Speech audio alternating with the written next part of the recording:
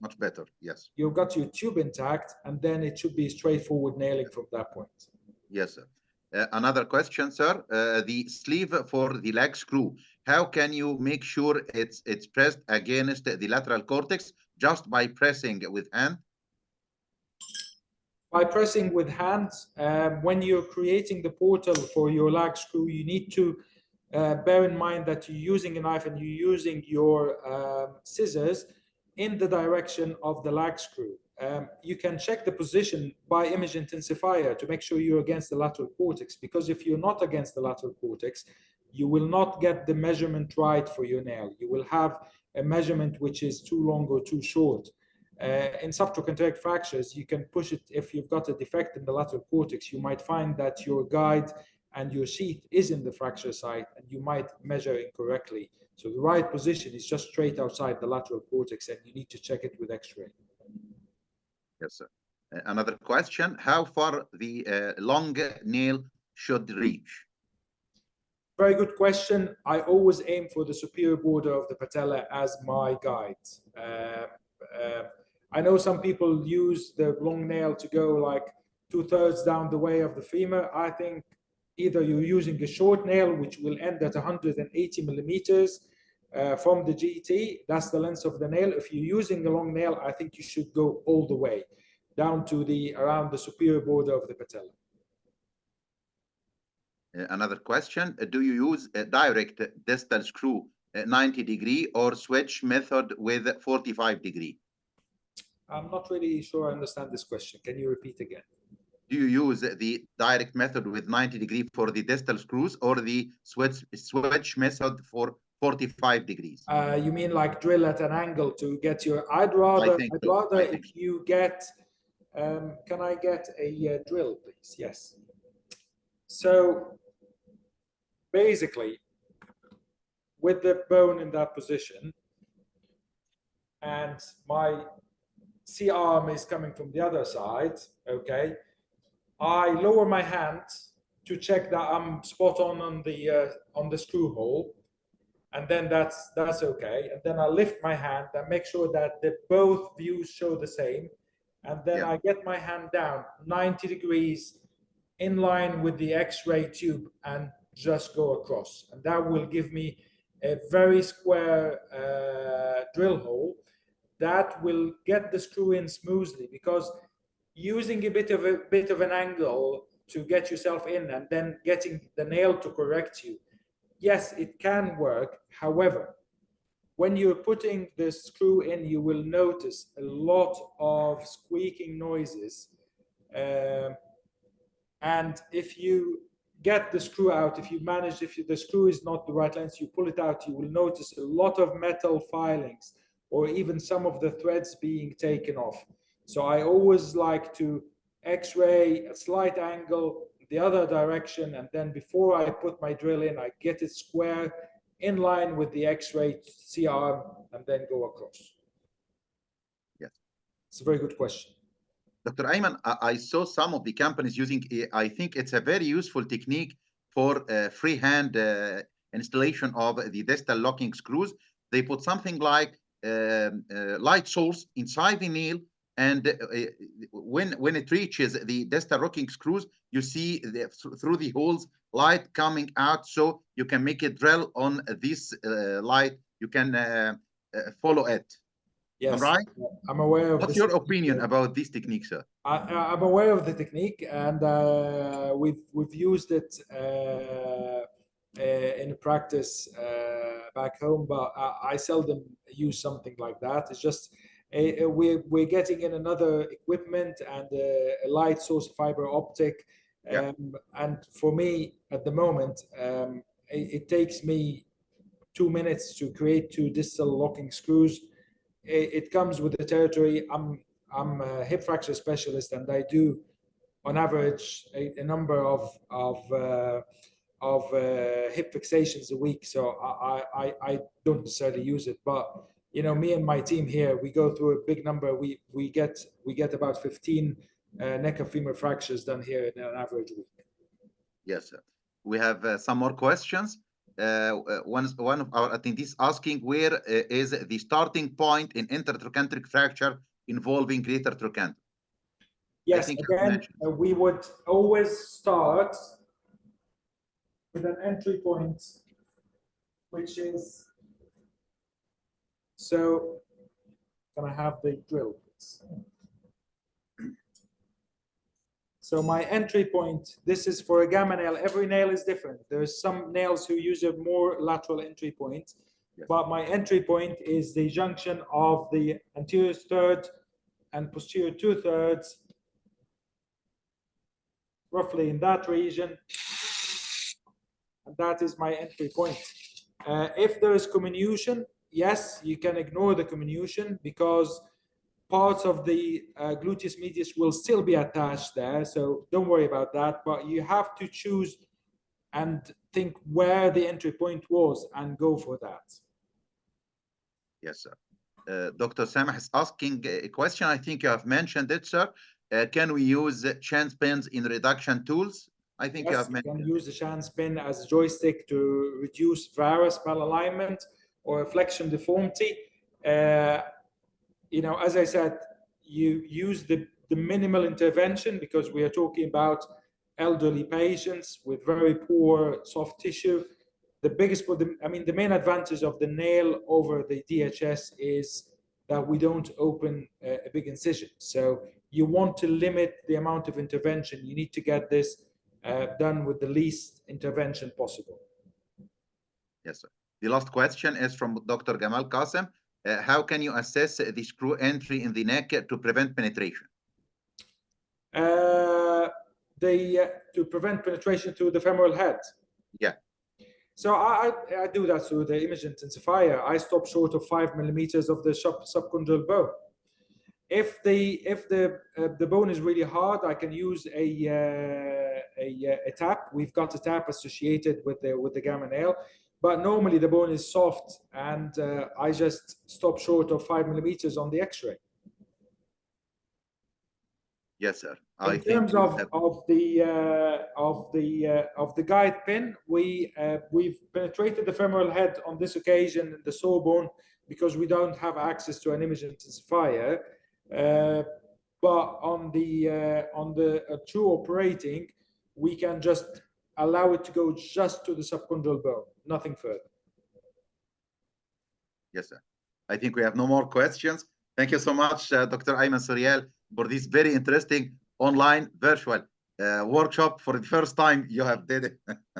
It's been my pleasure. I hope you can do another one in Cairo, sir. Bismillah. Thank you so much, Dr. Ayman, and thank you for the good preparation, and many thanks to Stryker Company team. Thank you so much. Lovely. Okay. Thank you so much, sir. Thank you. Now we will move to the next speaker in the UK session. I think Dr. Ashwin is not yet with us. Yes, he's not with us. So, Dr. Michael, you are ready with the record of Professor Peter? Yes, doctor. Yes, please. Our next speaker will be Professor Peter Giannoudis, the eminent hip surgeon in UK and all over the world. Professor Peter is a professor in Leeds University, and he's the editor of Injury Journal, and we hope him a very rapid recovery. Best wishes for him. Please, Dr. Michael.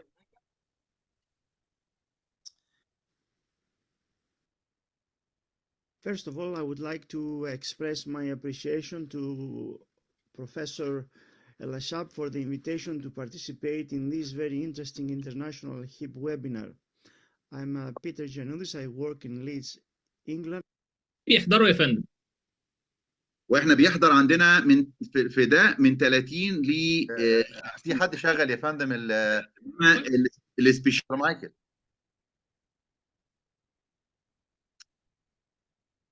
Dr. Michael, please. I don't think.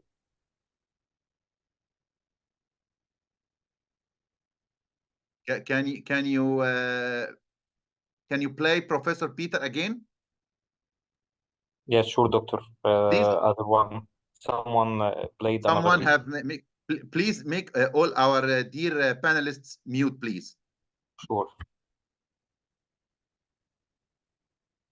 Can you start it from the start, please, again? Yes, just 1 second.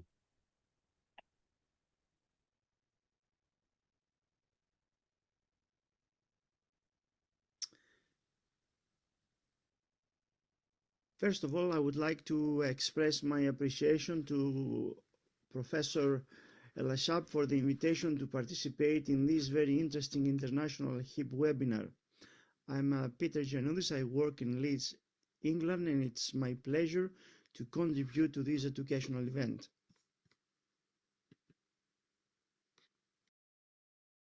This is the outline of my talk, and let's start with some facts about HIP fractures. 2 billion pounds is the third most expensive diagnosis with 1.5% of healthcare budget.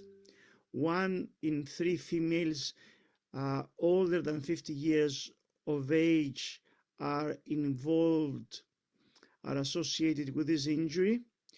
50% of orthopedic trauma beds are occupied as a result of hip fractures, and this injury is associated with a greater bed occupancy than any other disease. Moreover, the mean age of this patient population is about 84 years of age. 20% of these patients present being unfit for surgery. 30% are diagnosed with dementia. 20% they've got at least 1 episode of related delirium. The overall mortality rate at 1 year is about 22%. Just under 8% die within 30 days of surgery. And of interest is the fact that 5% of them usually present with an associated fracture to another part of the human skeleton. If we look now what was happening with these patients in relation to their treatment in the past, one could say that these patients were of low priority amongst emergencies, often treated by junior staff on out-of-hours emergency lists. Wait for surgery on average was about 4 days. There was poor rehabilitation available, and in general terms, poor outcomes. Let's go now to the UK story of improving hip fracture management. What actually made the difference in the management of these patients in the UK was, first of all, professional engagement, political engagement, NICE hip fracture guidelines and BOA guidelines that became available, the implementation of a national hip fracture database, and also the changing the tariff for hip fracture, an initiative by the Department of Health, by the government in the UK. So professional engagement. It was very important to ensure that all the related disciplines were sitting around the table to be able to discuss this topic and be able to agree on some important issues in regards to the management of these patients. So a dialogue for a patient care, for a better patient care, was of paramount importance with all the stakeholders. Political engagement. That was also very, very important for a change to take place. Elderly patients, they are usually a sensitive topic for politicians to listen and to implement policies for improvement of patient care. Professional standards of care. The British Orthopaedic Association was also very important. We in the UK, as part of the work that was done within my association, the British Orthopedic Association. We developed a leaflet about the care of patients with fragility fractures, hip fractures, very, very important. But we also developed a boast which basically describes the facts and the guidelines how these patients should be managed in an ideal scenario when they present to the units that will manage the hip fracture. NICE, the National Institute of Clinical Excellence, engagement was also very important because the hip fracture guidelines were produced by this organization, and you can see that there have been at least 3 reports the past decade. The objective was to stop variation of treatment amongst different hospitals, different areas of the country, standardize the care, and improve patient outcome. It was the major focus of this initiative. So if we look into the hip fracture guidelines in terms of the timing of surgery, the guideline is to perform surgery on the day of or the day after admission, and we must identify and treat and correct comorbidities immediately so that surgery is not delayed by anemia, anticoagulation, volume depletion, electrolyte imbalance, uncontrolled diabetes, uncontrolled heart failure, correctable cardiac arrhythmia, or ischemia. If we look into the hip fracture registry that we've got, it was clear that out of analyzing 65,000 patients, that the 30-day mortality rate was 7.4% with GA, 8% with spinal. That appeared to show a statistical significant difference. And for this reason, it was down to the anesthetists to offer a choice to the patient in terms of GA or a spinal after discussing the risks and benefit. If we look into the other guidelines published by NICE for displaced intracapsular fracture in terms of fixation or replacement, the recommendation was to perform replacement arthroplasty, hemiarthroplasty or total hip replacement in patients with a displaced intracapsular fracture.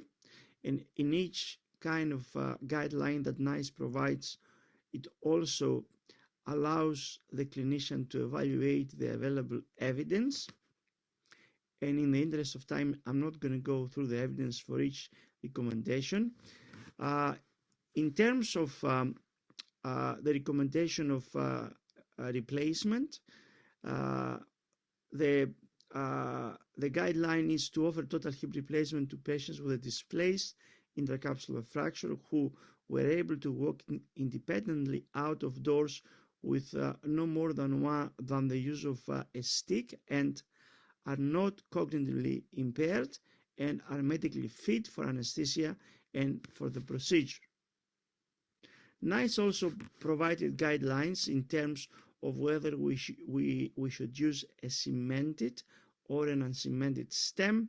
The recommendation is to use cemented implants in patients undergoing surgery with arthroplasty.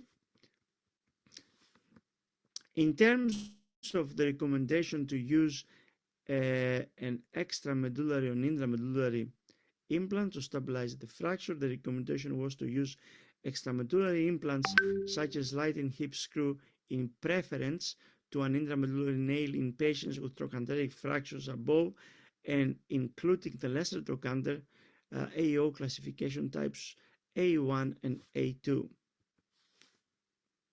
Also, part of the guidelines of the NICE,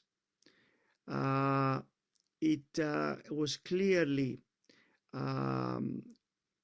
reported that we must involve at a very early stage the emergency department, the radiology department, the geriatric department, the anesthetic department, the critical care team in theaters, the orthopedic department, physiotherapy, occupational therapy, social worker, intermediate care, family and carers, and primary care, etc. So it was clear that all the disciplines that they could have a positive impact in the management of these patients should be informed very, very early in the clinical pathway of these elderly patients. The summary hip fracture guidelines by NICE are that time to surgery should be performed within 36 hours. Preoperative optimization with orthogeriatrician input must take place. Sliding hip screw for traumatic fractures should be the choice of implant. Cemented replacement for displaced intracapsular fractures should be the standard of care.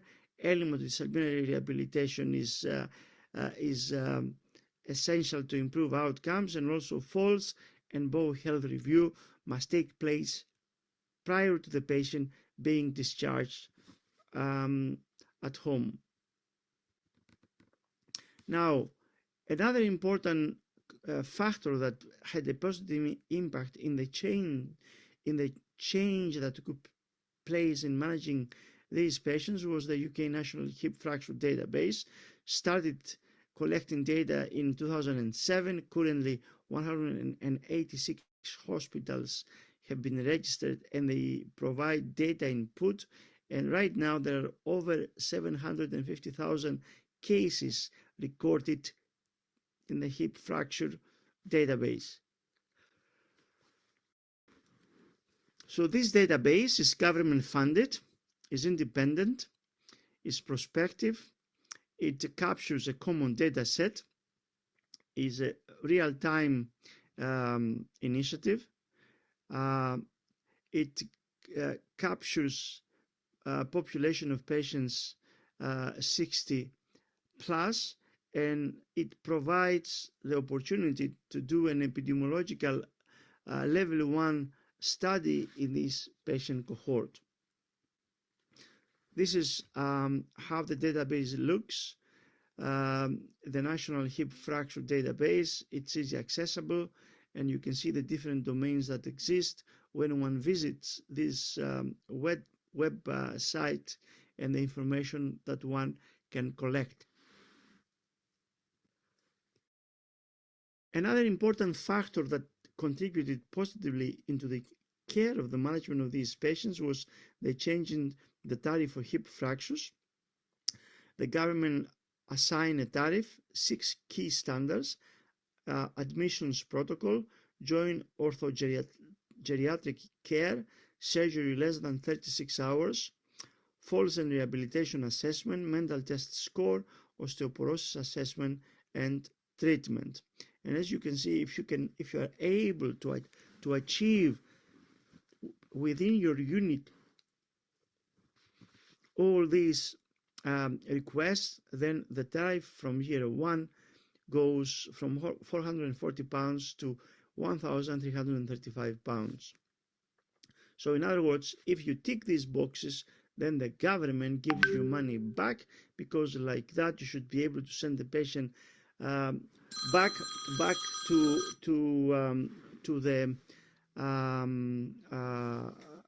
their care home or house as quickly as possible, and like that it will be cost saving more than what the government pays to the hospital, because the cost of treatment will be less. Now, if we look in terms of evaluating the need for hip fracture and the need to treat the underlying fragility and osteoporosis, as you can see, we've got also in our institution the fracture liaison service. This exists now in every unit in the UK, because unless you've got this service available, obviously you will not tick the box and you will not be able to claim for the money that can come to your unit as a result of the hip tariff. Now, a lot of information can be given in terms of the fracture liaison service from the Fragility Fracture Network. For those of you that you don't have such a service in your institution, you can visit this website and you can learn more about how to set up such a service in your institution. Now, let's look into the HIP pathway and what we did in Leeds. So you need, in order to develop a HIP pathway, you need to apply the integrated concept. Structured multidisciplinary care plans detailing essential steps in the care of patients with a specific clinical problem. This is what it's all about. They have been proposed as a way of encouraging the translation of national guidelines into local protocols and their subsequent application to clinical practice. They are also a means of improving systematic collection and abstraction of clinical data for audit and of promoting change in practice.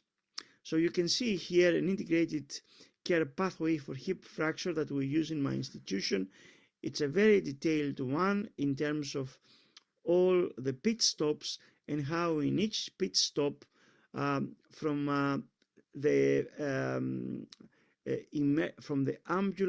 home, the site of the injury, to the ambulance, to the emergency department, to the admission, to the ward, and what should take place in each of these steps in terms of professional engagement, discipline engagement, and how the patient can be shifted from one pit stop of the pathway to the next one safely in a timely fashion. Always at the center of these integrated care pathways is the patient for an early, safe discharge to a safe place. There are different forms that have been filled in each step of the pathway. So you can see here the nurse assessment emergency department form. This is the day one postoperative form that the nurse has to fill in terms of the morning, the evening, the afternoon, what has been done, who has been involved, who needs to be engaged, etc.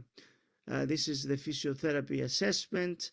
This is an index in terms of progression to physiotherapy, and this is the integrated care pathway. Rehabilitation is very, very important.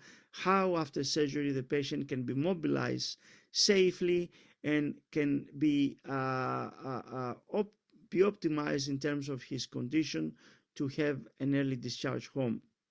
So the current status in the UK in terms of this integrated care pathway, every unit must have one for hip fractures. Minor differences may exist due to local variations. Objective is to standardize treatment across the nation. And the National Hip Fracture Database monitor performance and gives feedback to hospitals underperforming. So the Leeds story, the integrated care fracture hip pathway in Leeds, we got engagement of patients and their families to make sure that all we plan would be approved by them. They would like it. We would listen to them, and we would do some changes if we felt it was necessary based on the feedback that was given. And you can see how, by applying this integrated care pathway, how we managed to the length of hospital stay within our unit. And these green bars demonstrate the length of hospital stay, and the long bars demonstrate the admission every month in terms of numbers of patients presenting with hip fractures. And you can see here that we managed to achieve on the green, by applying this integrated care pathway, all the boxes that one has to tick in order to be able to get the tariff. We were a bit on the red, mobilizing out of bed. By the day of surgery, we managed to engage only 86 patients, but everything else, and that has been improved now, is above 90. And you can see here all the team being involved in this integrated care pathway, from senior managements, management staff, nursing staff, surgical team, geriatric team, patients, administrators, etc. So, to conclude, it took several years to improve the management of hip fractures in the UK. It required a coordinated effort by the relevant professional societies, clinicians, government, the Fragility Fracture Network, and obviously it was very important to have patient engagement. Every hospital has a hip pathway to comply with the guidelines set by NICE and the professional societies. The National Hip Fracture Database has facilitated improvements in the care of frail and older people with hip fractures. Deaths have been halved since 2007 as a result of the monitoring and giving feedback to the units. Surveillance is ongoing to ensure that there is no drop of standards and quality or of performance. Finally, I would like to share this with you, the fragility fracture patient, the different pit stops, the engagement of the different disciplines, and to thank you once more for the invitation to contribute to this very exciting and interesting educational event. Thank you very much for listening. Thank you so much, Professor Peter Gianoudis, for being with us, sir, and hoping for you a very rapid recovery and going back with us in every webinar. Thank you so much, sir. Our next speaker will be Dr. Ashwin Yonathan from Ashford and St. Peter Hospital. Dr. Ashwin, happy birthday for your son, sir. Thank you. That's very kind of you. There's a lot of noise in the background. They have got 14 kids in the house, so please bear with us. Happy birthday, sir. Happy birthday. Thank you very much. Thank you for reminding. Can I start? Yes, please, sir. Okay. Thank you very much for giving me a second opportunity. I remember the last time was just during Christmas, on the day of Christmas. Right. Please bear with me. I just need to understand how to screen share. Give me 2 seconds. I've got my presentation ready to go. Just open your screen, your presentation, sir, and press on the green button, sharing slide share down there. Okay, green button.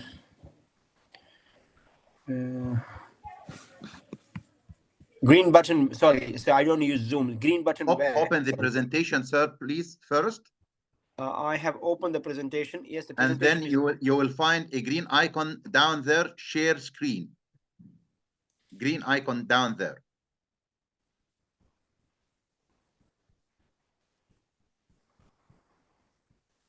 Green icon with an arrow, share screen. Okay, 1 second. Sorry, apologies. Just move with your mouse, Professor Ashwin. Move the mouse on the faces, and you will find a toolbar downside, share screen. Okay.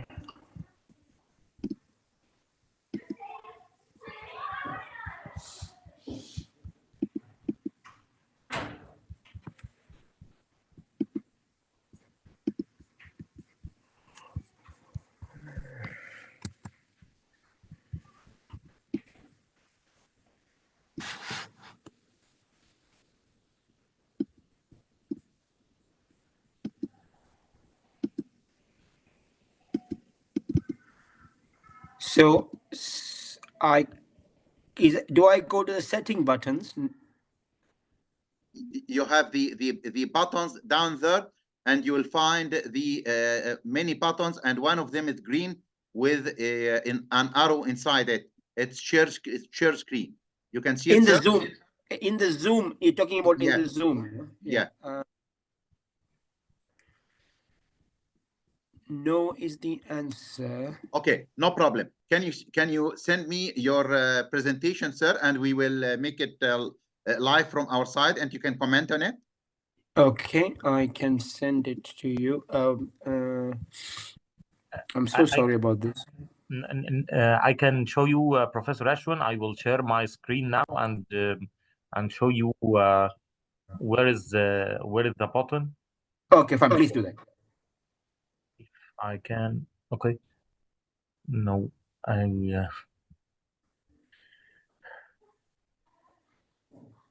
Okay, I'm trying.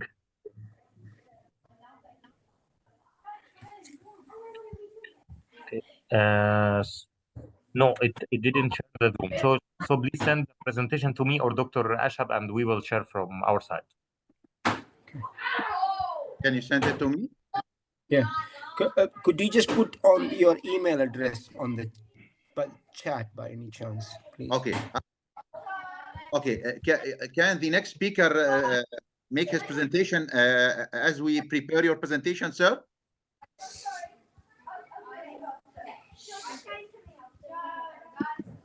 Yeah, I'm ready, Professor Ashab, if you want. Dr. Muhammad, how are you? Yeah, hi. Okay, I'll send to you my email, Dr. Ashwin, and you can send your presentation to me. And after Dr. Muhammad finishes his presentation, your presentation will be the next. Okay, sir?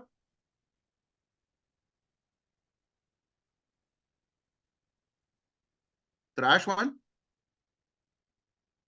He's mute. Mute. Yes, I'm sending in the presentation. Yeah, I'm sending it to you. Okay. Thank you. We will start with the presentation of Dr. Muhammad Hashim, Dr. Muhammad Suleiman Hashim. Dr. Muhammad, your presentation will be about, I think, periprosthetic fracture. Yeah.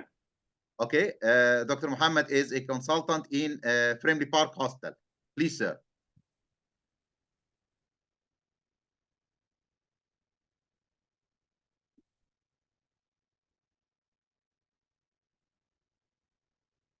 So good evening, everyone. So thank you so much, Professor Ashab, for inviting me for this. I'll be speaking this evening about Vancouver B2 periprosthetic fracture. It's a very common presentation for every arthroplasty unit, and we hope we can find something to offer before revision. It's actually a long case series. I'll be showing the early results only. We have reached the end of the results. We recruited about 16 patients, and we have very good findings. I'll be presenting in the next effort. My name is Mohammed Hashim. I'm a consultant orthopedic surgeon. I'm working at Wexham Park and Friendly NHS Trust at the Heatherwood Hospital. I have nothing to disclose, and I have to acknowledge the team that has working on the study, Professor Mr. Hosseini, Mr. Hasni, and Mr. Manan. So periprosthetic fracture is a big topic with a lot of debates and a lot of conflicts, and we're just trying through this series to put a light on what can we do before revising the stem. So the problem is a major problem financially and scientifically, as the NGR has reported about 100,000 annual primary total hip replacement to 2019.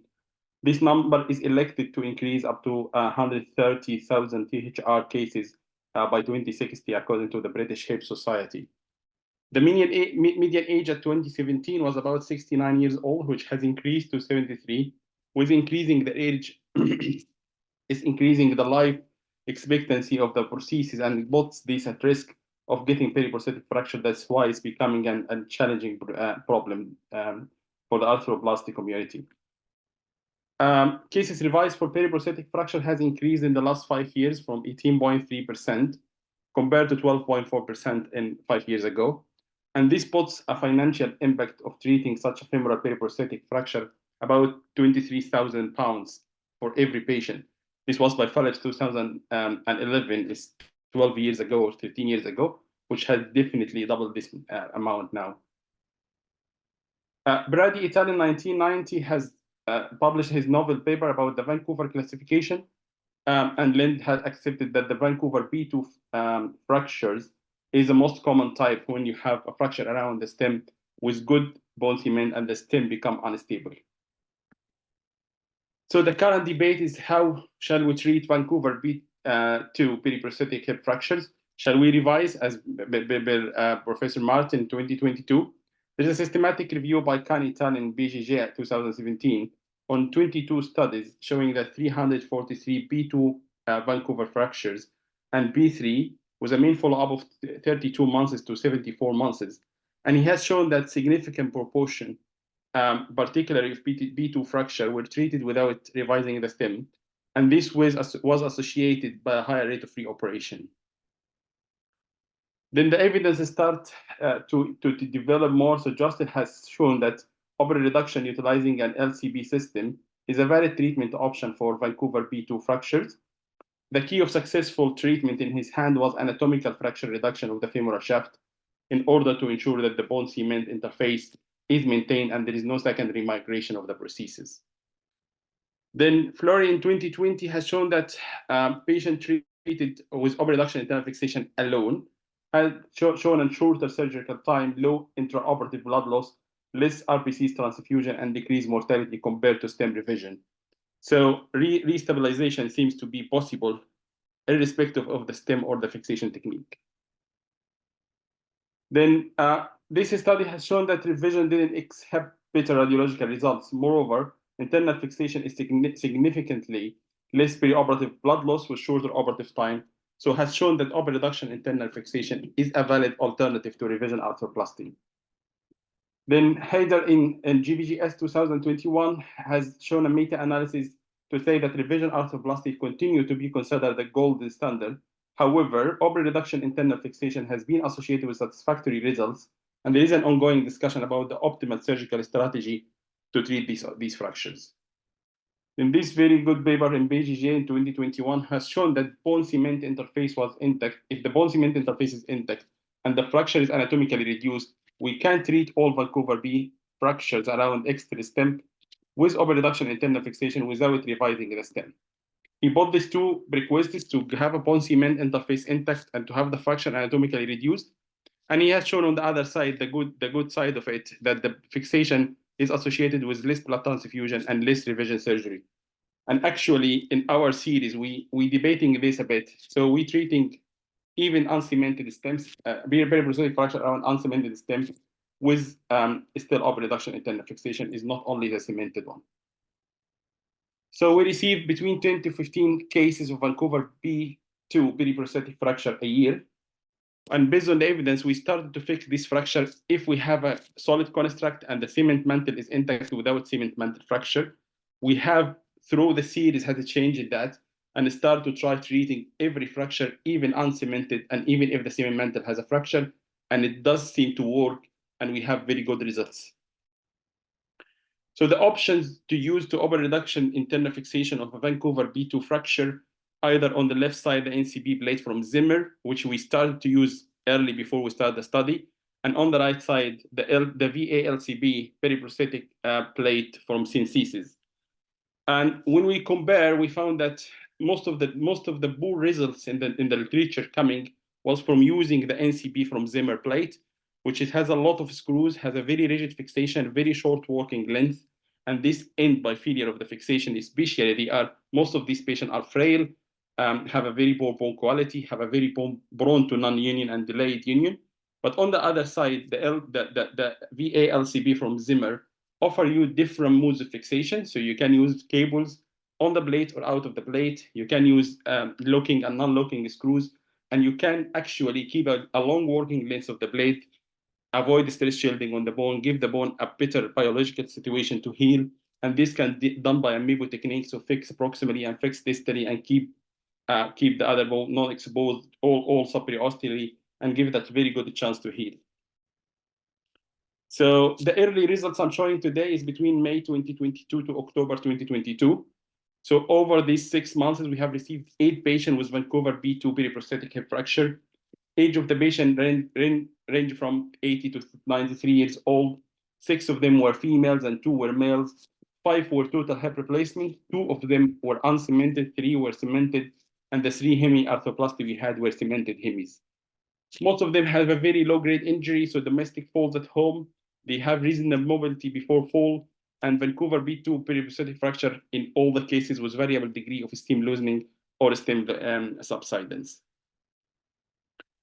We operated on them within 1 to 3 days post-trauma. Only 1 case has been delayed because of a delayed diagnosis where the patient admitted under medics for a long time, and they didn't notice that because the patient was bed-bound, they didn't notice that he has periprosthetic fracture. For this series, we have used VA-LCB for all periprosthetic proximal femoral plating system for all cases. We use cables through the blade and under the plate. All of them were anesthetized by spinal anesthesia done under image intensifier. We do all of them in a lateral position with side supports. And as per the NICE guidelines, we give all of them antibiotics and tranexamic acid on induction. So this is the setup. We start with a vastus lateral vastus splitting approach to the femur, direct approach to the femur.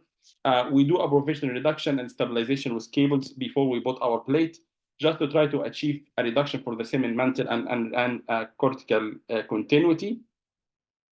And we normally we measure the blade before we start, and 10 holes blade was the most commonly used one.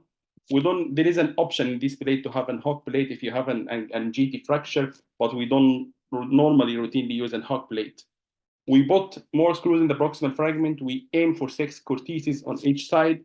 So 3 on this side, 3 on this side, and these locking screws give you the option to put unicortical or bicortical. And you start with your screw, you go with the screw, start to negotiate the stem until you reach the cement until you reach the stem. And if you reach the stem, you have the VE option to change the angle and try to catch the other cortex. We put them closer to the stem, anterior and posterior through the VE holes, achieving absolute stability at this segment. Then we reinforce from outside with 2-3 cables over the blade, fix it to the blade by this magic eye or buttons. We keep a good working length of the blade. We just fix distally by 3 locking screws. So very rigid fixation up, very rigid fixation down, and a very long working length for the blade. We get them to mobilize day 1 full weight bearing with no precautions. They go under orthogeriatric and physiotherapy care. We discharge them once they are safe and mobile. And we see them, they normally see the GB in 2 weeks just to remove the suture and check the wound. And then we see them in the clinic at 6 weeks and at 12 weeks. And once we achieve proper radiological union and good mobility of the patient, we discharge them from the clinic. The early results we had, we now have the final result, but the early results we had was no major post-operative complication in 7 of the 8 patients, so 88%. Only 1 patient has a deep infection of the proximal wound, and to be honest, this patient has a complex medical history and a lot of problems and low immunity. We did wash him out with antibiotics. We didn't do a DAR. We didn't touch the fixation. It was only wound infection. 7 patient has a normal baseline mobility back, 88%. 1 patient only is still admitted under medics at that time, but mobilizing with a frame. Discharge was delayed for some social and occupational health reasons. 6 of them were medically fit for discharge from day 3 post-op. 1 patient only was not medically fit for discharge, and this was stayed there for 14 days, and this was because of the deep infection. 6 patients, 75% of them have regular follow-up visits with us. 1 patient only missed the follow-up for some social reason, and at that time, 1 patient only was still inpatient. We had no hip pain or mobility concerns in the 6 patients who did a full follow-up. From 7 patients on regular follow-up, we have radiological union in 4 patients between 12 to 20 weeks. 1 patient, even the 3 patients who didn't have a full follow-up, the follow-up went after that and ended by a full union in around 16 to 20 weeks. 3 patients were discharged from the clinic by week 12 when they are completely united and they have satisfactory clinical and radiological progress. So I'll just show you some of the cases. So case number 1 was an 89-year-old lady who has a background of hypertension, AF on a PICC span. She lives alone and mobilized independently indoors and uses stick only outdoors. She fell at home and when intraoperative, same protocol, same plate, when everything uneventful, and the post-operative period was uneventful as well. This is her pre-op X-rays, and as you see, she has a cemented stem total hip, and there is a cement mantle fracture. And we do the same technique, do a proper primary reduction using 2 cables, and we applied our blade by the same principles. And day 2 post-op, this is the immediate post-op picture. Everything will heal nicely. Everything is in place, hold nicely. There is no problems. Then follow her up 3 weeks. Healing was going on. There is no subsidence or varus malalignment of the stem. Implant is in place, holding everything. Then 12 weeks post-op, there's a good union, achieved good union. This lady was walking nicely, has no problem using 1 stick. And achieved radiological union after this time, and we discharged her from the clinic. This is her clinical video at 12 weeks. So walking in the clinic, has no problem, very confident. The only issue with her was just a bit of instability. That's why she hasn't get rid of the crutch.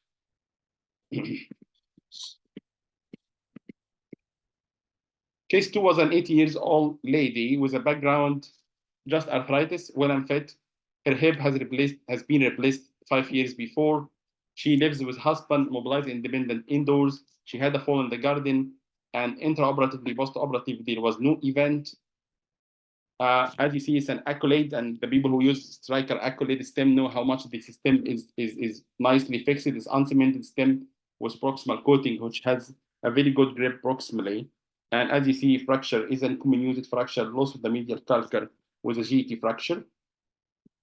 We managed to reduce the fracture as before, hold everything in place with the plate, and achieve the same principle, long working length, rigid fixation proximal.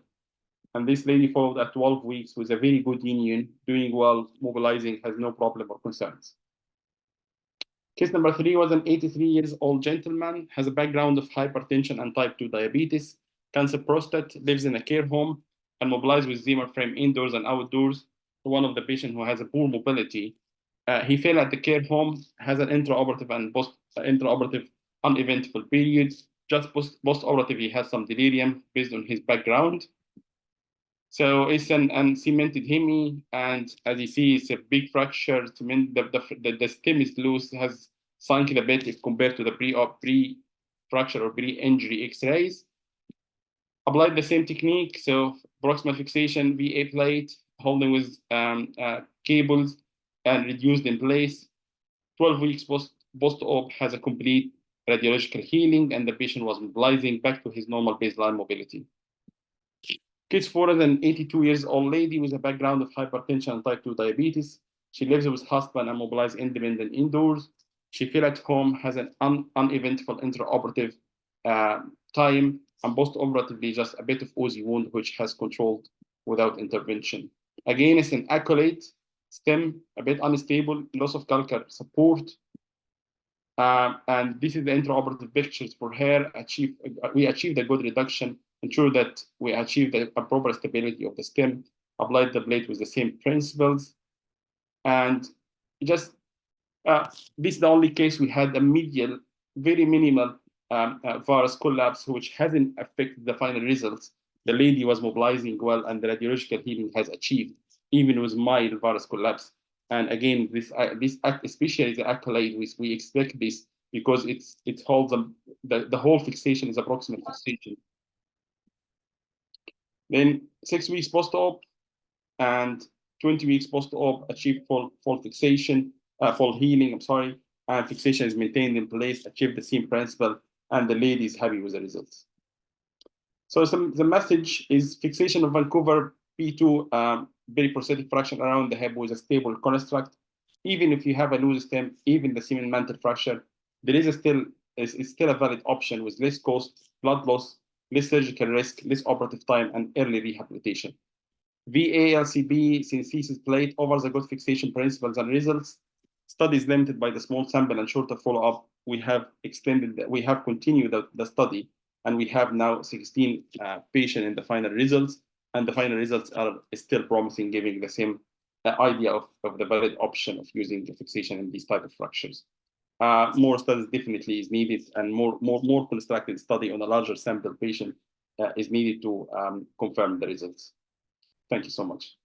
Thank you so much, my dear friend, Dr. Mohammed Hashim, for this very interesting presentation. Thank you so much for joining us, sir. Our next speaker will be Dr. Metwalli Saeed Ahmed. Dr. Metwalli will speak about fractured neck femur in young adults, fixation perils, and pitfalls. Dr. Metwalli, please.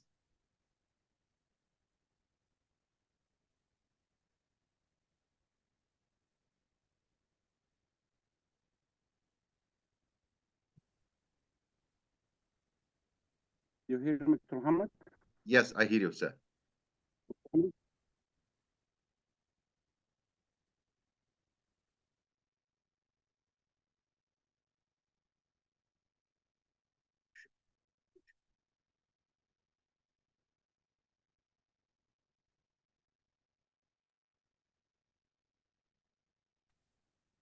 Yes, sir.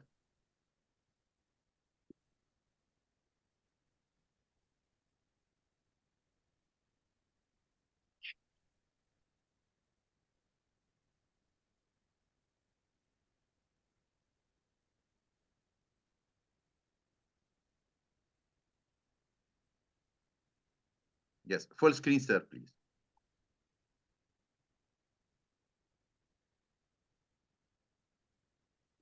Yes, sir. Okay. Yes, sir. Thank you.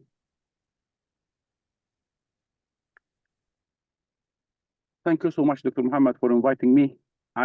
In fact, this talk become too hard after the talks of the expert like Dr. Meza Sharia and the Indian professors. Thank you so much for inviting me. I will talk about fixation of fractured neck femur in young adults, perils and pitfalls.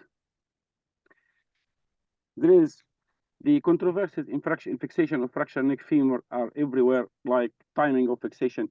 Shall we go at the middle of the night to push the patient for theater for open reduction or close reduction internal fixation? What we'll do, how we will fix using cannulated screws or fixed angle implants like DHS? Shall we do capsulotomy or not? The controversies are everywhere, but there is one consensus, which is the quality of reduction. The quality of reduction is the single most important factor within the surgeon's control that influences the rate of healing complications. The aim is to make the hip look like a normal hip, which is, in fact, is difficult. But in the literature, the answer for this question is not clear. What is an acceptable reduction? In fact, what is an acceptable reduction? Number one, the varus alignment is total. Sorry. Sounds clear? Yes, clear, sir. Go ahead, sir. Yeah. What is an acceptable reduction? The answer for this question in the literature is not clear. But there is some agreement that the varus alignment is totally not accepted. As stated by Arnold in GBJS 1984, 90-degree of varus reduction leads to 55% fixation failure. Schatzker in Journal of Orthopedic Trauma in 1988 said that any varus reduction leads to increase of fixation failure about 13-fold. Number two, less than 10 degrees of valgus alignment is unacceptable instead of varus. Less than 10 degrees of angulation in the axial bone, either anterior angulation or posterior angulation, is accepted. Less than 1 millimeter superior translation of the head fragment in relation to the neck fragment is accepted. Less than 2 millimeter translation either anteriorly or posteriorly. The other important thing is that there is the inferior translation of the head fragment in relation to the neck is totally not accepted. This study is done by Gottfried in 2013, and he proposed that non-anatomical reduction of displaced subcapital neck fractures is accepted if we achieved what he called Gottfried reduction. He proposed negative and positive Patterson principles that if the head fragment is medially located relatively to the neck fragment like this, like the picture on the left side, he called it negative Patterson, which is not accepted. But if the head fragment is laterally translated relative to the neck fragment, he called it positive Patterson, which is accepted. If we look this patient on the left-hand side, after 45 days, gradually the head fragment collapsed and subsided inferiorly until the screws cut out and the fixation failed. But if we look for the X-ray on the right-hand side, the positive Patterson, the fracture healed and even fully. How to assess the quality of reduction? There are two main parameters used to assess the quality of reduction. One invented by Drennan and Lowell's criterion, published in New England Journal of Medicine in 1966. He states that the relationship between the head and the neck is like smooth curves or lazy S, like as shown in the picture.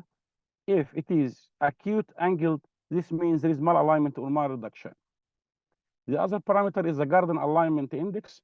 If we look for the head in ideal lateral view, the trabecular pattern of the head and neck is 180-degree aligned with the shaft of the femur, and in the AV view, it is 160 degrees. The controversy regarding the timing of fixation. The study done by Peter Genodis in 2017, it was a meta-analysis assessing the timing of internal fixation of femur and neck fractures. This study failed to prove any essential association between timing of fixation of femoral neck fractures, but in relation to the non-union. But regarding the incidence of, regarding the avascular necrosis, with respect to the non-union, it indicates that delay in fixation more than 24 hours could lead to an increase in the incidence of non-union. This is a study done by Obadhai and published in BJJ 2004 about delayed internal fixation of fractures of neck of femur in young adult. And this study showed a delay of more than 48 hours before surgery didn't influence the rate of union or the development of avascular necrosis when compared with operation done after 48 hours. This means that the time factor, as all the concept, the patient should be pushed at the middle of the night for open reduction or closed reduction internal fixation, where the availability of the experienced team and the nursing staff and radiology technicians are not available. This is not an ideal situation because the time factor is not clear. Either to do the controversy regarding open reduction or closed reduction, the evidence-based update regarding open versus closed reduction meta-analysis done by Boria Gayomi showed that this systematic review includes 21 studies comparing operative versus non-operative open reduction internal fixation versus closed reduction internal fixation of femoral neck fracture in young adult less than 6 weeks from injury, at least 1 year of follow-up, and the primary outcome measure was non-union avascular necrosis and deep infections. They found that there was no evidence in support of open reduction internal fixation versus closed reduction internal fixation, and the surgical site infection may be lower with closed reduction and internal fixation. What type of implant to use for fixation of displaced fractured neck of femurs? The famous FACE trial published in 2017 in Lancet. It was a multinational study, RCT, done in 81 centers. It was level 1 evidence, well-powered study, include over 1,100 patients, comparing the results of fixation of neck of femur, either DHS versus cannulated screws. Includes patients above the age of 50 years. The primary outcome measure of this study was the hip reoperation of any cause within 24 months after intervention. They found no difference in reoperation rates for the cases who received either DHS or cannulated screws. There was higher AVN rate with DHS, but the DHS shows lower reoperation rates in certain types of fractures like basicervical fractures, badly displaced fractured neck of femurs, and in smokers. The results, this is a study done by Frank Liborash and George Haidekovich, assessing the results of internal fixation of bowel type 3 vertical femoral neck fractures, where there is shearing force along the fracture through the fracture site. They found that mechanical failure rates was higher for fracture treated with cannulated screws compared to those treated with fixed angle device like a sliding hip screw. The rate of failure was 19% for cannulated screws in comparison to the DHS, which is 8%. Cannulated screws are not recommended in bowel type 3 fractures, according to Liborash and Haidekovich, basal neck fractures, and patient with poor bone quality. This case example is a 17-year-old male. He survived an RT fall from height, and his badly displaced basal neck fracture that was reduced and fixed with cannulated screws, partial serrated screws, and gradually the fixation failed with sequential failure of the screws. All the screws broken. Unfortunately, I have only this X-ray, the last X-ray for the patient, but all the screws get broken, and it was revised by large head ceramic and ceramic in this young age, because the surgeon, because we failed to revise the fixation as the head was full of metal work of the broken screws. Another example, 48-year-old male, he survived a motorcycle accident and he sustained displaced intracapsular basal neck fracture that was fixed with, this fracture was fixed with cannulated screws. I think it's acceptable reduction. But again, the same scenario, the head subsided into varus with sequential failure of the of the screws. The principle of the principle of cannulated screws needs the screws should be well buttressed inside the femoral neck through the proper entry. Number one, the screw entry. This is a courtesy of Dr. Pospla. If we choose a correct starting point of the guide wire, but the angle is not accepted, the pilot hole should be expanded with a larger drill bit to allow to readjust the guide wire inside the core created by the proper entry. Again, the screw in the femoral neck should be well buttressed, especially number one, the inferior screw should be well buttressed by the calcar of the femur to create the third point of fixation. One point at the lateral cortex, second point at the femoral at the head fragment, and the third point should be at the inferior calcar of the neck. Otherwise, the screw will toggle down. This is a study done by Lindquist in 1985. It is a biomechanical study, and it shows that the result of this study underlies the importance of achieving cortical support for the fixating screws of the femoral neck fracture. The inferior screw should be well buttressed by the calcar. The posterior screw should be buttressed by the posterior cortex of the neck, and the anterior screw should be maximum anteriorly and superiorly to achieve the three-point principle of fixation. The technique of cannulated screws. This patient has displaced the intracapsular neck fracture of femur. We put the patient in the traction table, and we achieve this reduction in slight valgus malalignment in the AV view. We start firing the first wire maximally inferior, touching the inferior calcar of the neck, the calcar of the inferior cortex of the neck, and it is central in the lateral view. This is the first screw, or the first guide wire for the first screw, achieving the medial the inferior patris through the calcar. Screw number two, guide wire number 2 and number 3. The guide number 2 should be buttressed by the posterior cortex, and the anterior wire should be buttressed by the anterior cortex, and the posterior wire buttressed by the posterior cortex of the neck. This is the final results. So you see intraoperatively by CR, all the screws are well buttressed, and the post-operative X-ray, and this is the results after 9 months. For vertical or bowel type 3 fractures, or this shearing force through the fracture site, after reduction, we can use what's called bowel screw, which is transverse screw applied transversely across the fracture site to neutralize the shearing force, or to convert the shearing force into a compressive force. This is the reduction we achieved on table. The fracture shows shearing force. I start putting the partial serrated screw almost perpendicular to the fracture site to pull the head fragment and compress it. Then we proceed for the definitive fixation by DHS. And this is a video sent by the patient from his country.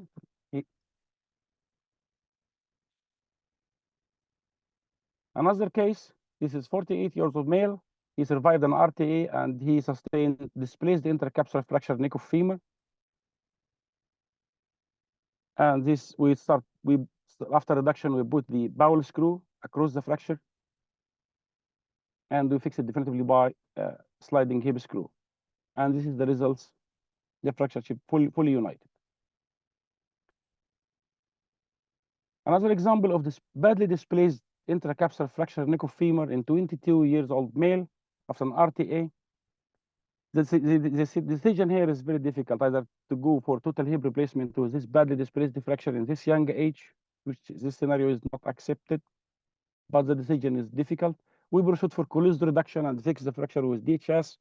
There is a varus reduction, but the fracture at the end united. And unfortunately, the patient developed AVN, and we removed the DHS as a form of decompression or in preparation for total hip later on. The last case is this 46-year-old lady. She's working as a teacher. She has a displaced fracture neck of femur, clavicle fracture, terrible triad injury, and PCL avulsion from the tibial attachment. The advice for this patient, or the decision, was to proceed direct for total hip replacement, as the fracture is comminuted and is badly displaced. This is the results after fixation after 54 months, the fracture fully united. And this is the lateral view. and the patient is walking normally without pain, no Trendelenburg gait, no limping. In conclusion, the least accepted in femoral neck fracture is anatomical reduction. Whatever the method you achieved, it either open or closed. The implants will not differ, either cannulated screws or DHS, but there are contraindications for cannulated screws, like a patient with poor mineral density, basal neck fractures, and bowel type 3 fractures. The screws should be wide. The principles of cannulated screws necessitates the screws should be widely displaced in the femoral neck, well buttressed by the endosteal surface of the neck. And lastly, the timing of fixation of fractured neck of femur it is controversial. There is no definite conclusion, either to go at the middle of the night and to push the patient for theater, or to wait for the next coming list. Thank you. Thank you so much, Dr. Mutwalli, for this very interesting presentation. And we have just one question for you, sir. Dr. Aydros, yes. Please, how to assess negative buttress? Yeah, the negative buttress means the medial cortex of the head fragment is medial to the neck fragment. If I can go backward for the slides, it is just a step. Where the step is, either the head fragment is lateral or medial. It's as simple as that. Is it clear? This is yes, sir. We can see the slides coming.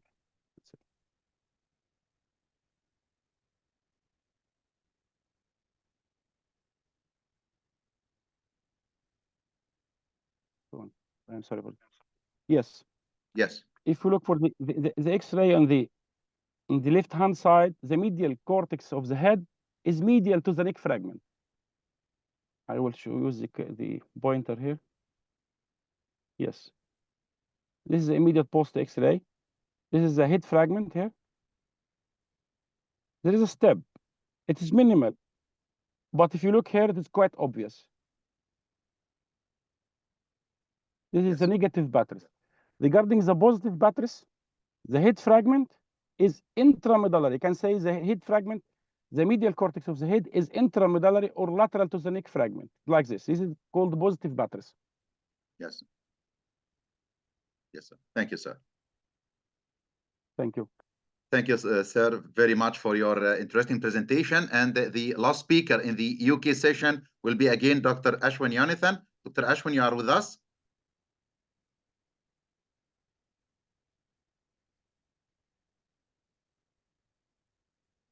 Mr. Ashwin? Dr. Mutwalli, would you please stop sharing your screen, sir?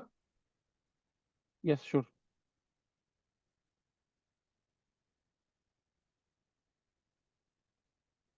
How can I stop it, sir?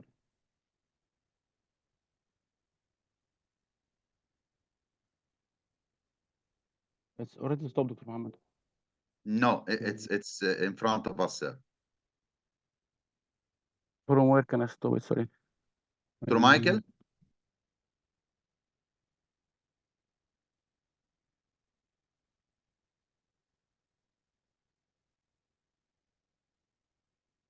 You press on the button stopping share. Yes, yes, sir. Thank you, sir. Yes.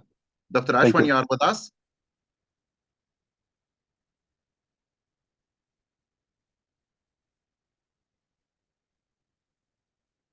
Mr. Ashwin?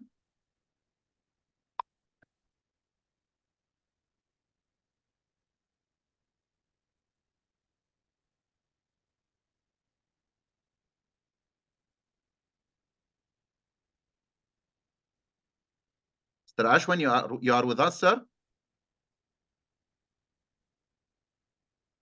Okay, we will move to the next speaker, and I think next speaker will be Professor Paspola. You are with us, sir. Dr. Mutwalli, would you please introduce Professor Paspola? Dr. Paspola is a consultant of orthopedic surgery and trauma in Faronia Hospital in Kuwait. He's from Poland. He is my mentor and my godfather. Good evening. Good evening, sir. Thank you first of all, thank you very much for inviting me for this conference. I want to make some short presentation about minimally invasive plate osteosynthesis, so-called MIPO, in comminuted proximal femoral fractures. How to progress this? Come here. How to progress the slides?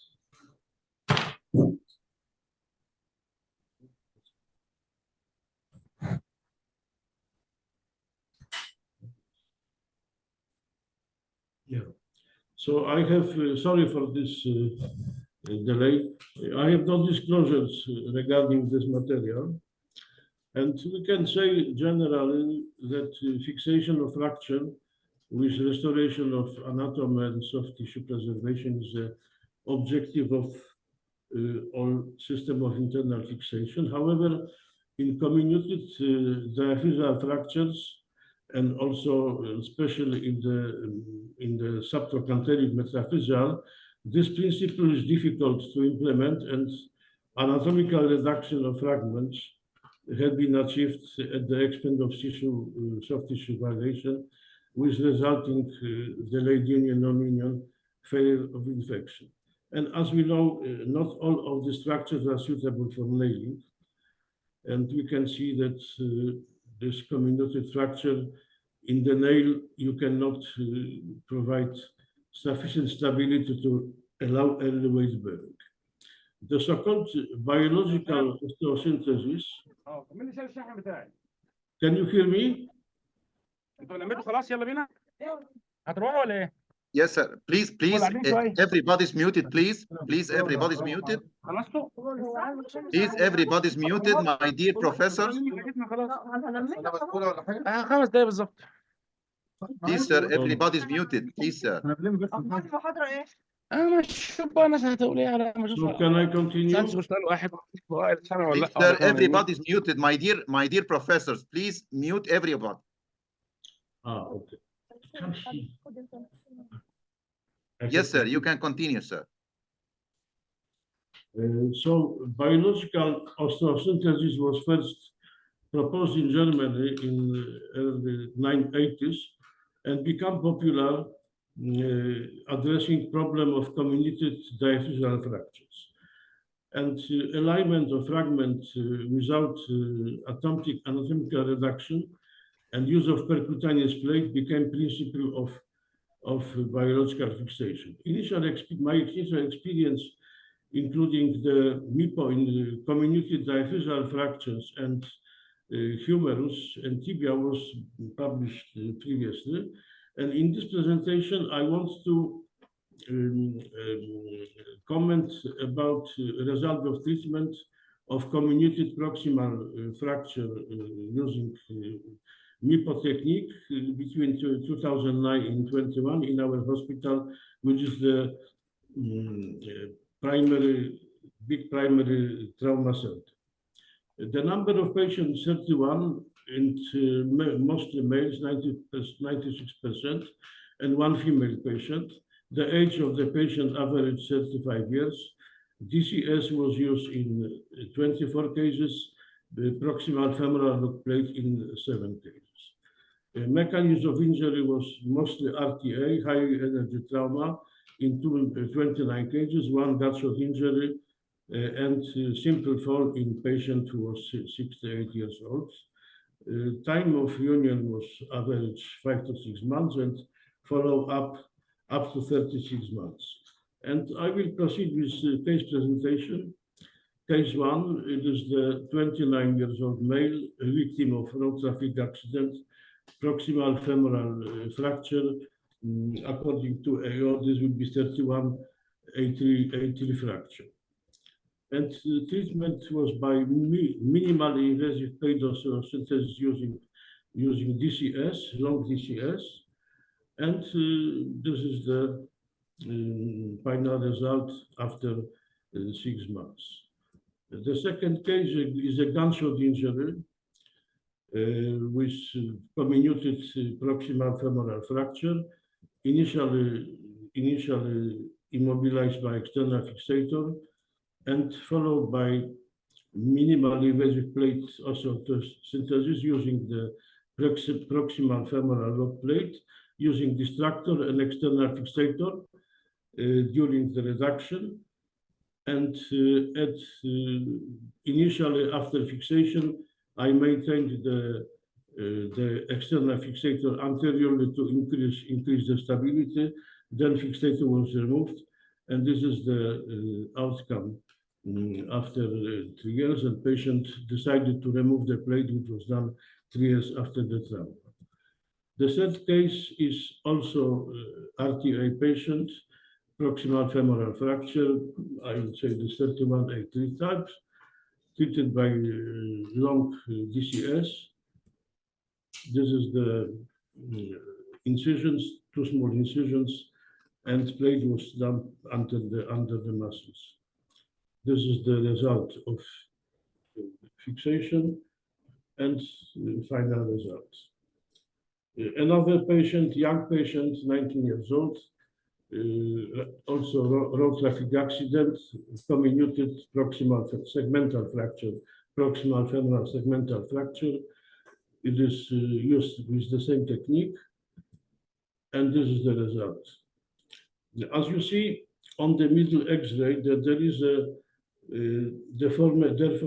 plastic deformation of the plate, which indicates the result of loading. And in most of these patients, I allowed early full or partial weight bearing from in the first week after surgery. And this patient, he wanted to remove the metal, so it was done after 2 years after surgery. This is the next patient, similar case, comminuted femoral fracture, used with the same technique, using the distractor and external fixator to maintain the reduction, and using the proximal femoral lock plate, long lock plate. This is the intermediate result, and this is the final result. Another patient, similar situation, used by fixed by the DCS, fracture united. Another case used by the same plate with the same technique. Another case, proximal femoral fracture using the same technique. This is the final result.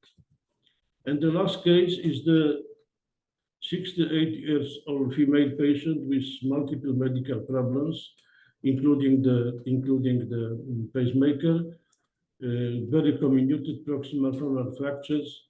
In the previous X-ray study, I found she had the X-ray before the fracture, and as you see, there is significant bowing of the femur, which makes nailing either very difficult or impossible. Use the same technique, so this using the DCS, there are the steps of the operation, and this is the incisions, and this is the final result. So in discussion, I would stress that the use of the long plate was based on results of experimental studies, provided significantly higher axial and torsional stiffness compared with the short plate. Biomechanical studies indicate that the length of the plate have been a good predictor of success, and number of screws should not be more than 2 or 3 at each side of the plate. And in this series of highly comminuted fractures, despite non-anatomical reduction and poor contact of fragments, good callus formation and remodeling occurred within average of period. And in most of the patients, I allowed early partial to full weight bearing after surgery. Bone grafting was not required, neither are primary or secondary procedure. And I didn't have in this series even one case of failure of fixation. In conclusion, I would say that in cases of biological fixation, anatomical reduction of comminuted fracture is not necessary on the condition that alignment and rotation is maintained.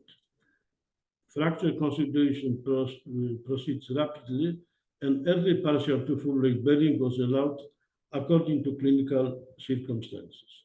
There is no need for bone grafting, and I consider this fixation is a useful alternative. However, in some cases, the nail can be used, but if the nail cannot be used for the different reasons, this is one of the options for fracture. Thank you. Thank you so much, Dr. Pospola, for this very interesting talk about such difficult cases. And sir, we have two questions for you from two of our dear attendees. The first question, do your patient have full weight bearing after operation? Yes, not all. According to the, actually, I feel more safe in full weight bearing with DCS. Young patient is good bone quality, I allow full weight bearing. If the patient is older or very obese, then I delay weight bearing or start partial weight bearing. But Yes, in many cases, which I didn't show here, I had bilateral fracture, which I allowed full weight bearing from the beginning. yes, sir. The second question, sir, how you decide shortening and rotation is adequate intraoperatively? By visual assessment. By visual assessment. There is option of preparing both sides on the translucent table, and by clinical assessment you can compare the length and the rotation having the normal side sterile. Yes, sir. Thank you so much, sir. Would you please, sir, stop your sharing your screen, please, sir? Thank you, sir. What is the sharing? What is the sharing?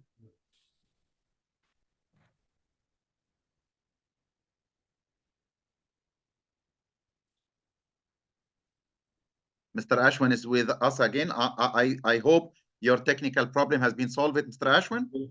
Can you hear me now? Yeah, I can hear you. Just one moment, and Dr. Pospola will stop his sharing his screen, and you can share your screen. Thank you so much, sir. Dr. Ashwin, you can share your screen now, sir. Doing share, open system preference. Okay. Right. Can you see my screen?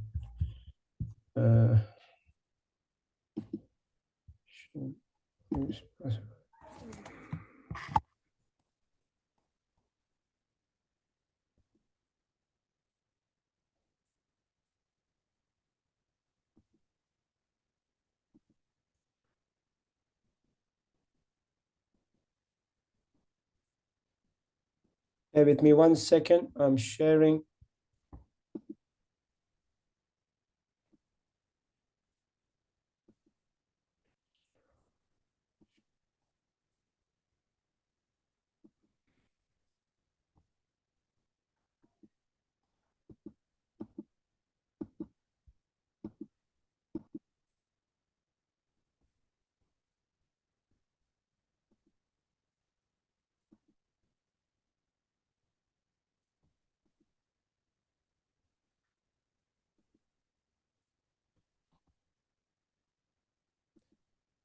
Can you see the screen at all by any chance?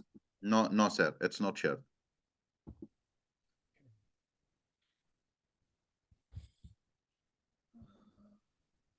You're sharing from iPad or from what, sir? Okay, can you see now? Yes, yes, yes, Okay, it's shared. Full screen, please, sir.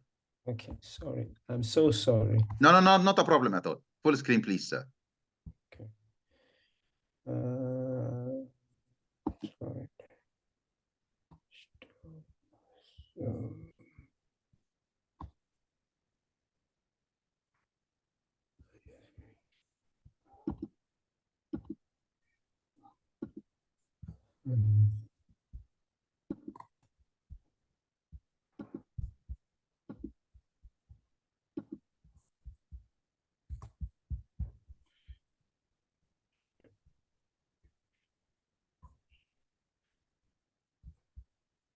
I'm trying to find out. 1 second. Slideshow.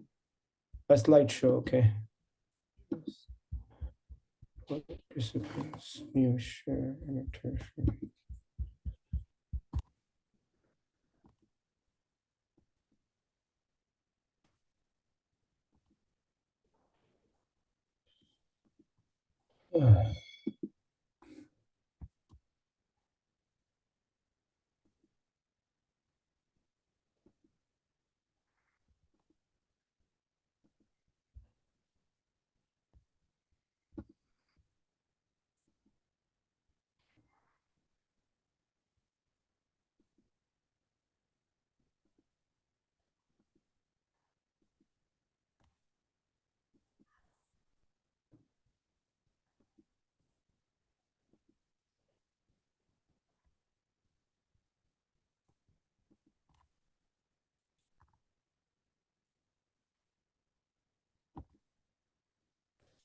It's full screen now.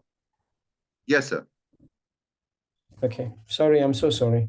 So, Not a problem.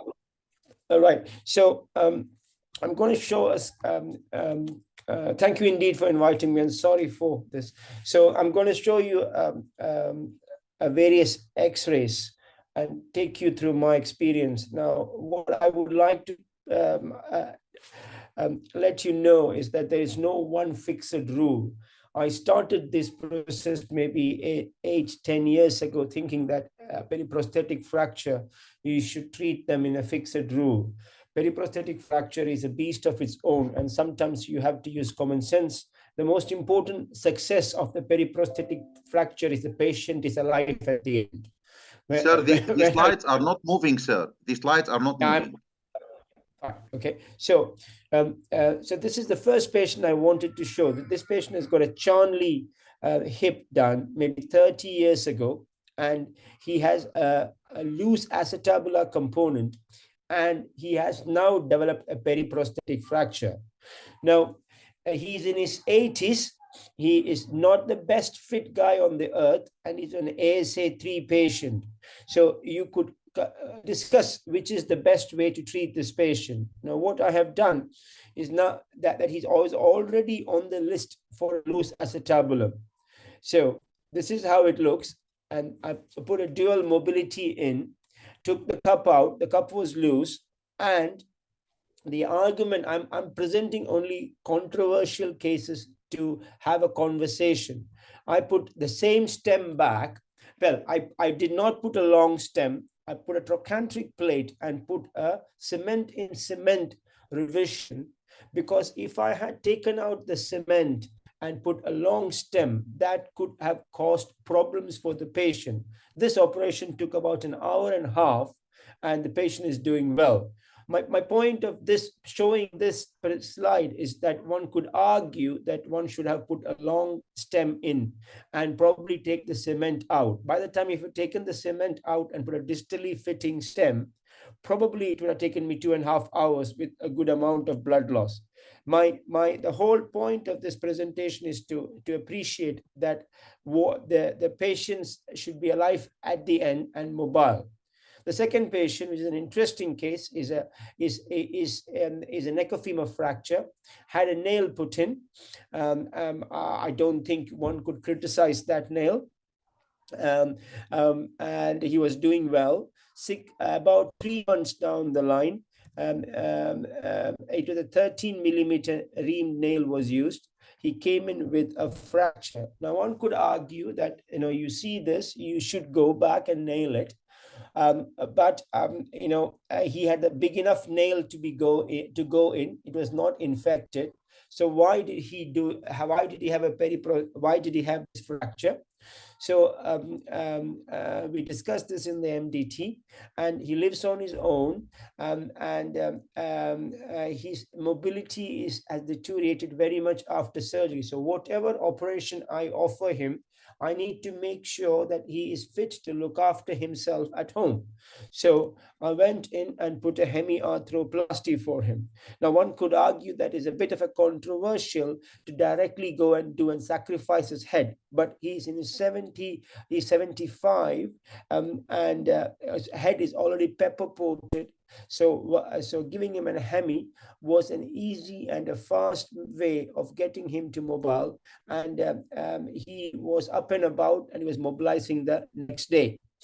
My third case is a very young patient, 1975 born patient. If you closely look, she has got a small fracture distal to where the taper stem is. Now, this happened about a year and a half after she had the primary replacement, and that replacement was done for neck of femur fracture. Now, just to give you an idea of the patient on the other side, the patient has got number of failed fractures, and she suffers from hypophosphatasia.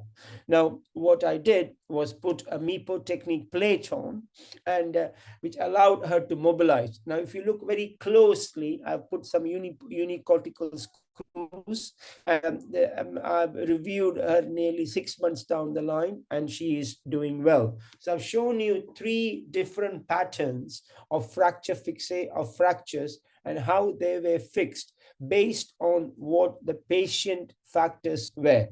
Now, this is especially controversial. She's 1937 born, ASA 3 patient, dementia, and in a lot of pain. And she is not very mobile. This is a fully coated, uncemented stem. It can't be difficult to take out. And this is what I did. I put plate and cables. One could say this is a very controversial thing to do, and probably I should have taken the stem off. The proof is she is sitting out. The operation took me about less than about an hour, and the blood loss was about 100 mils, and she's sitting out the next day without in pain, and that is enough for her to mobilize. Now, I'm not advocating you to do this, but what I'm trying to explain is the same mantra: periprosthetic fracture, individualize your care on the patient. Next patient, this is a 1935 born gentleman, and he's got a resurfacing. In our area, we had lots of resurfacings, and he has not only developed alveol, but now he has a neck of femur fracture. So here, this is his condition is he has got ischemic heart disease, he's pre-diabetic, is complete heart block, and I'm afraid in NHS the ITU beds are quite precious, and based on his age, he was not somebody who they thought an ITU would be an appropriate place for him to go. And I put a dual mobility with a cemented cup and a cemented stem, and he was up and about the next day, and I've seen him now 4 times, and he is doing well. Now, this is slightly different from a periprosthetic fracture, but this all comes under the one umbrella. This gentleman has a metal on metal hip with a stem. This is the worst of the conditions because he has got alveol floating everywhere. He has metal ions coming out from the head. He has metal ions coming from the taper, this you can see the amount of metal ions that is there. And he was unwell. He had lots of pus in it, and I gave him, there's no way I could have done anything different, otherwise the patient would have died. Gave him a badly cemented cup and a badly cemented stem, and he is not doing badly currently. Another example is an example of a periprosthetic fracture in a patient who already had a revision hip, okay, and she already in the past before that had a plate there, okay. And this is where this patient is, and now has a periprosthetic fracture. I put a long stem in. I normally put a trochanteric plate because I worry, though the trochanteric, what I wanted to show is on the X-ray, the trochanteric plate looks a bit difficult to appreciate, or it is not on the right place.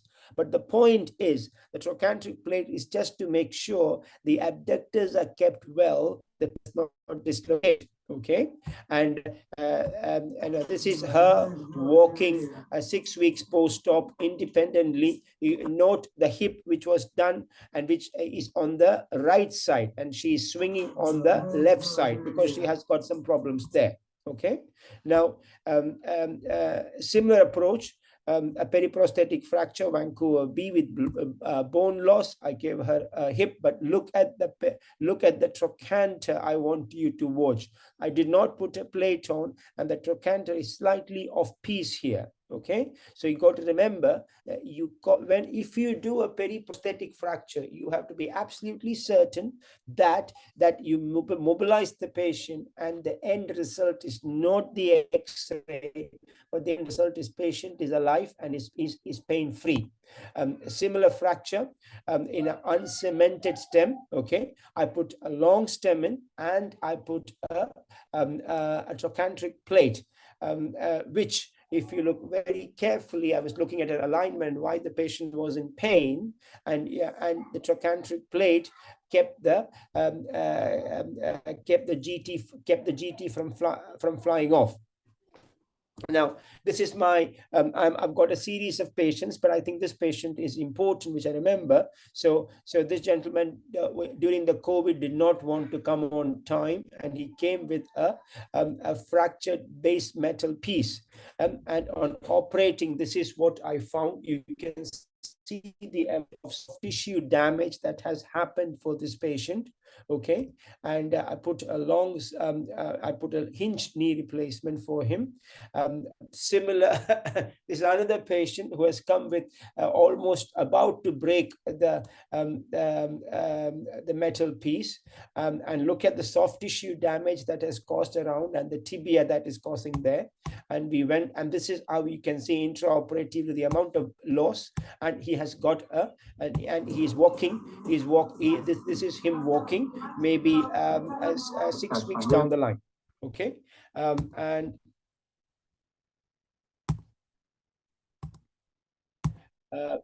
now this would be my last slide. This for me to show you.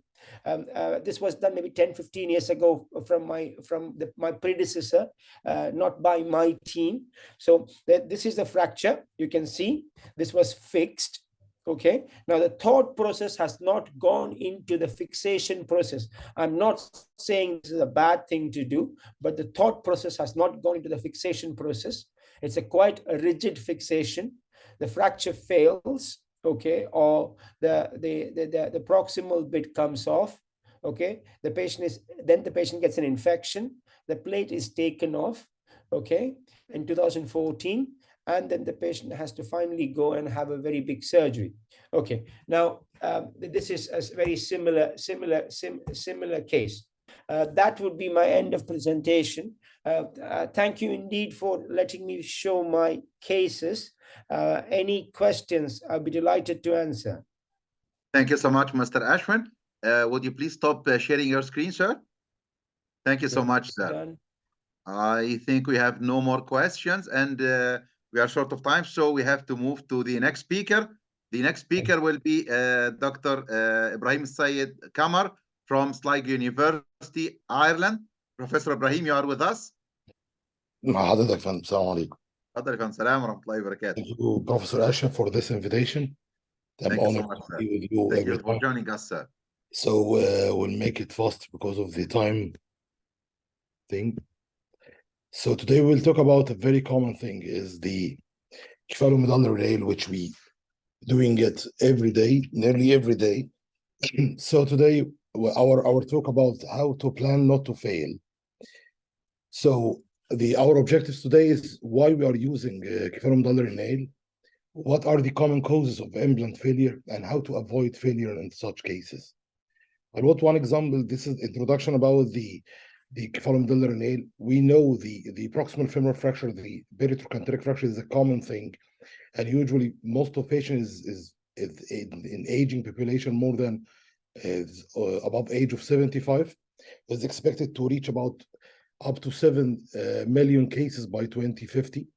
And the goal of the care is to achieve a stable fixation and restore function and ability to weight bear as early as we can.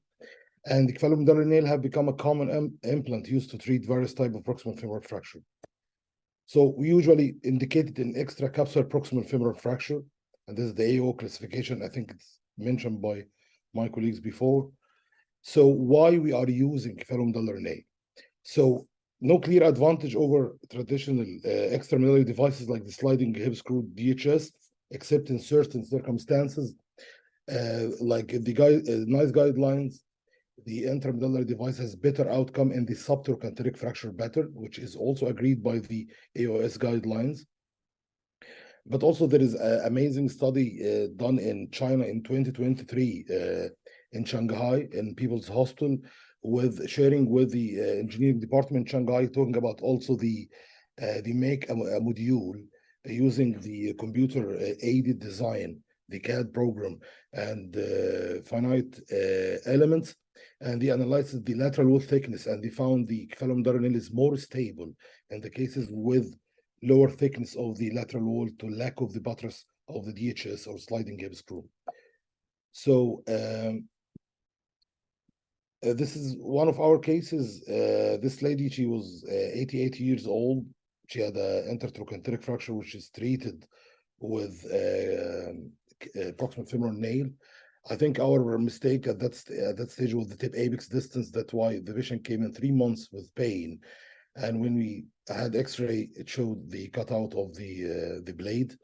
So after discussion of the available options, we removed the implant and we give her a cemented hemiarthroplasty as a salvage procedure. So what are the common causes of implant failure?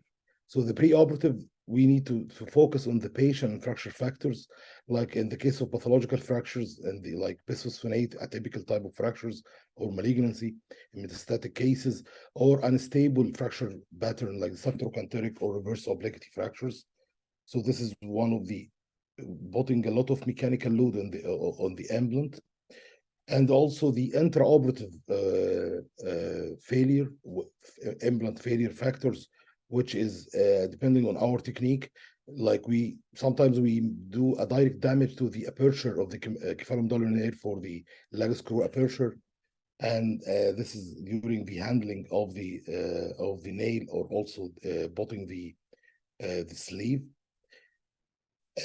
Sliding failure, like when using the gamma nail, for example, there is something called thin screw to allow controlled collapse. If we put it so tight and we prevent and stop the sliding technique, then it can lead to early failure of the implant.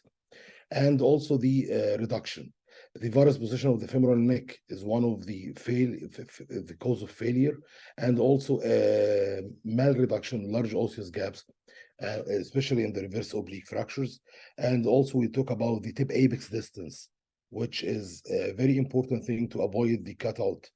In general, the cephalomedullary nail breakage of the nail itself is less than 1%, and the cutout can reach up to 5% in some series. So how to avoid failure? The tips and tricks we can do preoperatively, intraoperatively. Preoperatively, the planning is crucial. So we need to choose our patient and the characteristics of the fracture itself. The type of the fracture is subtrochanteric, reverse oblique, pathological, and also the implant choice. When we use the long one, short one, when we aiming to reach to maximum diameter of the nail in such cases. Like in the fracture configuration, if we have unstable fracture, we prefer to use the long cephalomedullary nail to distribute the stresses in a more surface area. In pathological fracture, we aiming to support this with largest possible diameter. Also the intraoperative, it starts from the patient positioning, and this is explained in the AO reference. We need we using the traction table. At that time, we need to do some adduction to the limb to aid of the reduction and pushing the trunk of the patient to the contralateral side to allow us to have freedom during making our entry point, to not affecting our entry point. And also reduction will lower theory of reduction. I think Professor Mutwalli mentioned it in his lecture about the fracture neck femur. And I bought something called the triple H. We'll talk about what the meaning of triple H. So the triple H is not the guy in the WWE. It is the handle and handling. So to keep your hand steady and put your entry point in a proper position to avoid the varus malalignment. So if you went to more lateral position in the entry point, more trochanteric, more lateral, then you lead to varus malposition. And also to reassess the femoral bowing of the patient to avoid putting your entry point too much posterior to don't hit the anterior cortex and the handling. So usually when we advancing the nails, sometimes the handle become loose, and then when we putting our sleeve through to put the leg screw or the blade, then we hit the aperture and weaken it, and that will lead to the breakage of the nail. Handling the soft tissue, this is also to when we're putting our sleeve, to be sure our sleeve is resting on the bone and not deviated by the effect of the soft tissue pressure. So what to avoid? To avoid incomplete fracture reduction, to avoid large osseous gaps, and the varus position of the femoral neck. Also remember, old is gold. The Baumgartner paper published in 1995, he talked about the tip apex distance ideally to be less than 25.3 millimeter, and he found the relation between increasing the tip apex distance and the cutout incidence. So we try to achieve to decrease the tip apex distance as much as we can. Especially we are dealing with old patient with poor bone quality. Talk about some literature. I think it would be nice. The value of tip apex distance, Baumgartner was still is the golden paper. Also, the risk factors of intermedullary nail breakage. This done in the Royal College of Surgeons, and this is talking about the common causes. And then a nice paper published also by Joseph Betfield about the tips and tricks to avoid the failure of proximal femoral nailing fixation. So what take-home message? Proximal femoral fractures remain a challenge due to the typical poor bone quality and diminished physiological reserve of the typical patients. Implant-related failure, as we mentioned, is about 1%. With the patient treated with the cephalomedullary nailing. Also, this is related to the preoperative patient fracture characteristics. The understanding of implant biomechanics, adequate fracture reduction, and proper instrumentation technique optimize the patient outcomes by reducing the risk of implant failure. Thank you. Thank you so much, my dear brother, Dr. Ibrahim Said Kamar from Ireland. Thank you so much, and hoping to see you in Cairo soon, sir. Inshallah. Shukran. Thank you so much. Our next speaker will be Dr. Ahmed Yassin from Germany. Dr. Ahmed will speak about a very interesting topic. I leave him to explain this topic. Dr. Ahmed, you are very welcome. Thank you very much for giving me this invitation, Professor Al-Ashhab. It's an honor. Nice to be with you all here. So I will share my screen. Please, sir.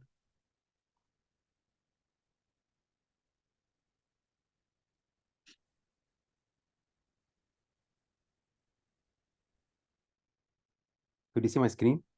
Yes, sir. Full screen, sir, please. Yes. Thank you, sir. So I'd like to talk about de-escalation revision hip arthroplasty. How far could we go with downsizing with the femoral stem? Actually, de-escalation in revision hip surgery has been introduced by Pierre Vives in 1987. And at that time, they did revise interlocked revision stems with primary hip stems. If we take a look at this systematic review of the literature, in which 9 papers have been included with more than 400 patients, and In 4 studies, the femoral defect has been classified with Poprowski classification to be a femoral bone defect between 1 and 2. And the end result was that stem-related survival rate was about 95% at 5 years follow-up. On the other side, the most important finding of this nice analyzing study of the German arthroplasty registry was that there is no difference in uncemented THA between comparable groups in short and conventional stems. This leads to the question if we could use a short stem in revision hip arthroplasty. Let me show you a case example. This is a 63 years old male patient, got this hip replacement on the left side 5 years ago, presented at our clinic with limping gait, pain on weight bearing and leg rotation. Laboratory results were negative for infection, and we excluded PGI with aspiration. If we take a look at the X-ray, we could see osteolysis lines at the proximal part of the femur, and we did the revision in this way. We revised him with the short stem. This is the Optimus short stem, and we can see 2 years follow-up, there is a very good bone remodeling at the greater trochanter, which was resorbed with the spinomolar stem. So, however, not every short stem is actually a short stem when it's to be claimed that is a one.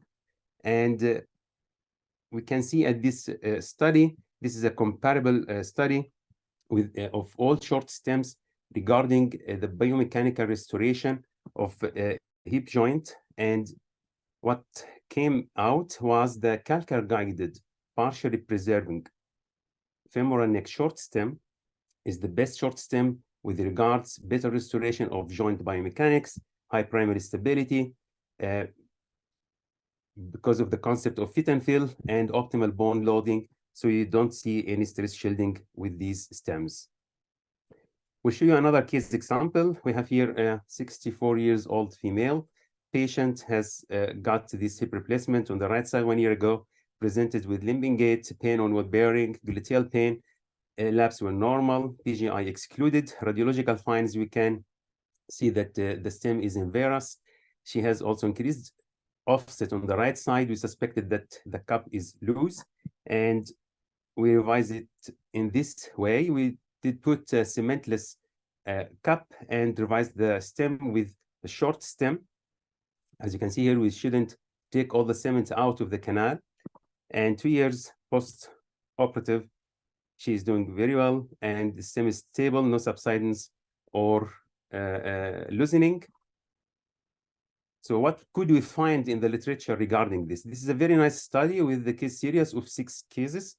They have been revised with the same stem, the Optimus stem, and you can see at 4 years follow-up, patient satisfaction and pain scores are very good.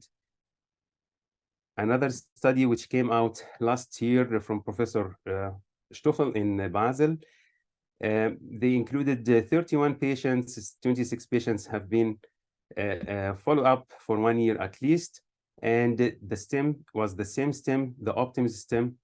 They showed the good clinical and radiological results with about 19% complication rate, which is comparable with what is in the literature. I will show a last case. This is a 71 years old female patient, has got this hip replacement on the right side 18 years ago, and she presented with pain. The same had been done, lab results negative, aspiration, excluded PGI, and intraoperative, we can see that there was metallosis and this tenuosis of the conus, and we revised it with another cemented short stem.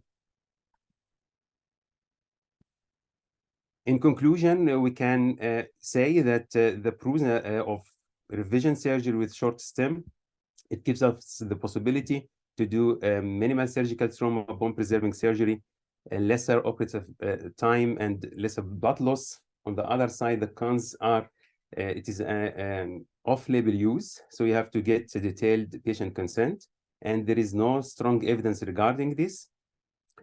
So we can say short stems may provide an alternative solution in revision cases, in highly demanding revision cases, but you have to select these cases properly. And I would like to invite you to join us in this complex hip and knee arthroplasty group of my AO, so we can share knowledge and exchange experience.